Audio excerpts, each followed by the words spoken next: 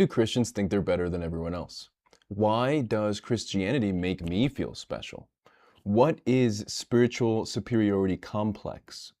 Why do Christians feel sorry for non-believers?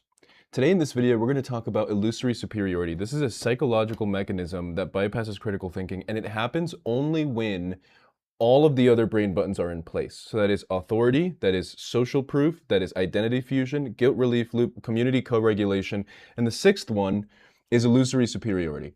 So we've gone over the other brain buttons in other videos. In this video, we're going to go over illusory superiority. That's what I call it. It basically means you think you're better than others, and it's not real. It's not really founded. You just think that you are because you follow these beliefs, and so you think that you're better than other people. I used to think this myself when I was a Christian. I grew up in the faith. I grew up as a Baptist evangelical Christian, and I remember thinking that my life was better than others, and I would hear other people kind of complain about their home life or about their habits or about certain things that weren't going right in their life, and I would think, ooh, yeah, that sucks for them, but that would never happen to me because me and my family have Jesus, and so we're better off because we have Jesus. And this is something that was always a part of my life as I was growing up. It was a constant theme of, yeah, well, my family wouldn't go through that, or that sounds like a problem because you don't have Jesus, whereas because we have Jesus, we would never go through that. And it was things like divorce, it was things like bad habits or bad habits, drugs and alcohol and things that people get into as they're young and they start to have problems. They get a DUI, they get this. I would be like, oh, well, that's because they're in sin. That's because them and their family don't have Jesus. And to me, even though it was subconscious, I didn't know that I was doing it, I was actually feeling a little superior to them in those times. And the reason for that is because I had a worldview that not only answered everything, but also gave me a ton of community, gave me somewhere to be 4 times a week at church with other mentors, with my creator, God and Jesus himself. I mean, I had all of this and other people didn't, and all they had to do was believe. And that to me started to make me feel, well, clearly me and my family and my friends and my people are special. Clearly we have answers that you don't, and all you had to do was believe and you can't, and it's because of your sinful heart, your sinful nature. Clearly we're a little bit better, and it's not like we mean to be, like we're all still sinners and everything, and like all fall short of the glory of God, but we're a little better off because we have answers that you don't have. So this is a very common and very deeply rooted human survival-based psychological mechanism tactic, and I'm going to tell you why. The humans, a long time ago, that we evolved from, the humans that had access to resources, access to people, access to more things, were more likely to survive. They were not only protected by the society, but they were protected by the sheer fact that they had more things, more options. So think about royalty, right? If somebody was a king or a queen or had some sort of status in the group, they were more likely to be protected by other people. They were more likely to be valued by other people. They were more likely to reproduce. They were more likely to have access to food and water and all these things, be protected from war. And so over time, humans evolved to have one of these psychological levers be one that is superior to others. We want to feel a little superior to others because superiority means resources, and resources means aliveness, means that you're going to continue to live, you're going to pass on your genes. So the human body, on an evolutionary, scientific level, wants to be superior because superiority, like I said, means resources and means easier life.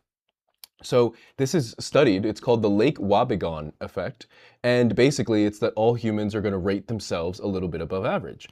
Go around and ask you people, I'm sure that you can look it up on YouTube, what kind of surveys there are of the Lake Wobegon Effect, and basically everybody thinks that on a scale from 1 to 10 in any area of life, they think that they're a little bit better, they think that they're a little bit better than most people, like they think that if the average is a 5, like I'm a 6, I'm a 7, like not looks wise, just life wise, just in general. And this is fascinating. I encourage you to look into it if you can, if you want to. I experienced this a lot inside of the church that I was in. This was First Baptist Church at Weston in South Florida. Sorry to call it out, but this is the truth. I'm about the truth, and this is the truth. So I went to that church, and there was a lot of people in there that had this superiority feeling because they were so strong in their faith, because they'd been with Jesus for so long, they knew the Bible so well, they had all these connections and friends in the church, they were worship leaders or Bible study leaders or whatever, and so they kind of walked around with this air of like, well, Jesus saved me and I'm good and all that. And in 1 Peter 2:9, it literally says, "You are a chosen people, a royal priesthood, a holy nation, God's special possession." So the Bible itself is confirming this. It's like, and it also ties into the identity thing in brain button number 3, the third order of the psychological mechanisms that bypass critical thinking, that goes around the question asking. The identity fusion ties into the superiority complex very deeply, because in this new identity in Christ, you now have a reason to feel superior. You now have a reason to think that you're a little high and mighty, think that you're a little closer to God, and therefore you're a little better, And once again, this is inside of the Bible. I only have one verse here, but there are many, about how you are God's elect. You have status in God's eyes. And this is one reason that makes leaving so difficult, that makes thinking your way out of the faith so difficult. Because if you think that you are superior and your brain and your body are neurochemically tied to the idea that because you're superior, you are better off, you have a connection to your literal creator, you have access to more people and more resources, you're better connected and have more availability for options, and you have this superiority, and all of a sudden someone starts to say some things that make a lot of sense, contradictions in the Old Testament, or you have a scandal at your church and you gotta, all of a sudden, how does this all make sense? It's gonna be very difficult for people to suddenly leave their faith. One of the many reasons is because of this superiority complex, is because inside of them, they feel that they are chosen. And so to go back to the identity of the sinner is to go from a level of status to a level of no status. And the human is not going to choose to do that. The same way any living being is not going to choose death over life. There are some exceptions, but it's very, very, very rare. It's not a human or a life instinct. Something that is alive wants to stay alive. And going down in status is one way that you lose your life. Evolutionarily, is one way that you lose access to the tribe, access to resources, access to other people, etc. So losing status is the equivalent of being exiled, of being shunned, of being put away. The human doesn't want that. It equates that lower status to death.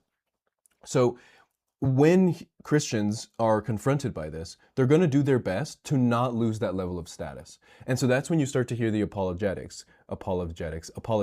That's when you start to hear the defenses of the faith, the defenses of the Bible. People will go in, and what they're trying to do is to make themselves feel better in their own brain. Even though the more you think about it, the more you access critical thinking, aka asking questions, you realize that it doesn't actually make sense. A lot of what these apologetics are. For example, free will. The more you think about that, the less it makes sense. But to someone that needs to believe it, to someone that is teetering on whether they believe or not, an answer like that makes perfect sense, because it just gets them to say, there's an answer, I get to relax, there's the authority button being pressed, there's the social proof button being pressed, they get to go back into their identity of the saved person in the eyes of Jesus. And so therefore their nervous system takes a big sigh, because they no longer have to stress about these answers that are rolling around in their head. All they have to do is believe, because they found an answer that is enough for them to believe. Nobody is going to want to go from that high status to that low status. And Christians that are doubting, that are maybe making their way out, they have to jump that hurdle. They have to find a way to find status in other ways, either in themselves or in other groups, other communities.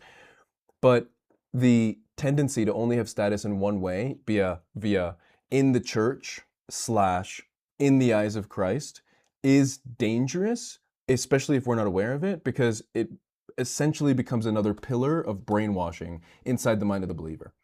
This is happening at the subconscious level. This isn't something that people are out here thinking like, I'm superior. In fact, if you talk to them, they would say, no, I'm not superior to anyone. I'm a sinner just like anyone else. I was saved through grace by faith, and I'm in the same boat as you are. So they don't consciously think that they are superior. They think that they're inferior, inferior to God, the same way everyone is inferior to God. But the way they act, and again, subconsciously in the back of their head, they do think they're a little bit better than other people because they have answers that other people don't have. So that's a short version of the illusory superiority. There is a lot more to say there, but we're going to keep it short. From there, once you already have all the previous brain buttons and then you have the illusory superiority, there's another thing that happens. And it's, I think, one of the coolest and one of the most mind-boggling aspects of the human brain, which is the RAS, the reticular activating system. Once you have the authority and the social proof and the identity, and you have the guilt relief groups running, and you have the community co-regulation, and you think you're a little bit superior than you were before, and maybe a little bit superior to other people, as a result of having all of these brain buttons being pressed, which are solving for survival-based emotional sequences in the brain. So that means that your body wants to stay alive. These are the ways that it's going to stay alive that we just talked about, these brain buttons. Once you have all of those, the brain is going to switch something on that's called the RAS. And it's doing this all the time, but when you have all of those other ones, it becomes really obvious that it's doing this. And this is that it's filtering your reality to make it so that what you believe is what you see. And that's a topic for another video. I actually have another video on exactly that. It's called the RAS, the reticular activating system. If you like this video, please share that with me by giving me a like, giving me a comment, subscribe. Please subscribe. I'm growing this channel and I have a lot of content just like this to share with you.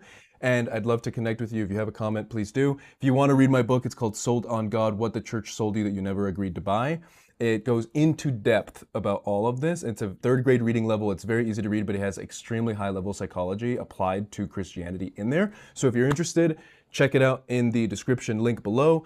I love you. Have a great day. Peace.